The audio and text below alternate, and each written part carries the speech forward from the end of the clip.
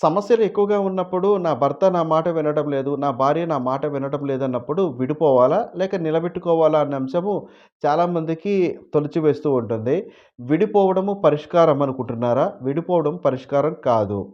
అలాగే ప్రతి సంబంధాన్ని కూడా ఏ పరిస్థితుల్లోనైనా గానీ భరించడం కూడా పరిష్కారం కాదు.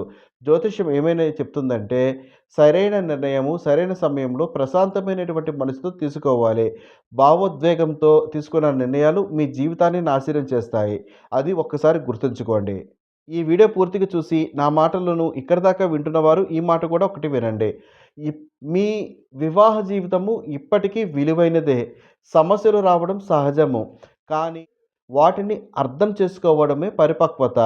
గ్రహాలు కూడా సంబంధాలను విరిచేందుకు కాదు, పరీక్షించేందుకే ఉంటాయి కాబట్టి, ఏదో గ్రహము మమ్మల్ని ఇబ్బంది పెడుతుంది కాబట్టి, ఆ గ్రహాన్ని నిందించడం కాదు.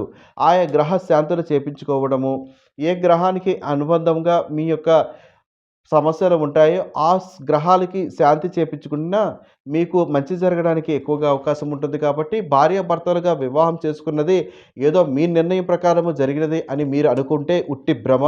అది భగవంతుడి యొక్క లీలలో అది మీ భార్యాభర్తలు ఒకటిగా ఉండాలి, ఒక కుటుంబంలో ఉండాలి, పిల్లా పాపలతో ఉండాలని నిర్ణయం చేశారు కాబట్టి మీ వివాహం అయినది.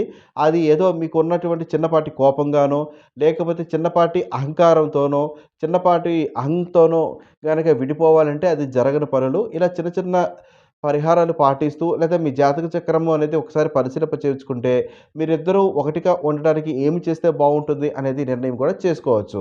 కాబట్టి జాతక పరిశీలన కావాలనుకుంటే డిస్‌ప్లేలో ఉన్నటువంటి నంబర్‌కు సంప్రదించవచ్చు. కాబట్టి అందరూ కూడా సంతోషంగా ఉండాలి. ఎటువంటి పరిస్థితిలో కూడా భార్యాభర్తలు విడిపోవడానికి ఆలోచన చేయకూడదు అన్న ఉద్దేశం చేత ఈ వీడియో చేయడం జరిగినది. శుభం.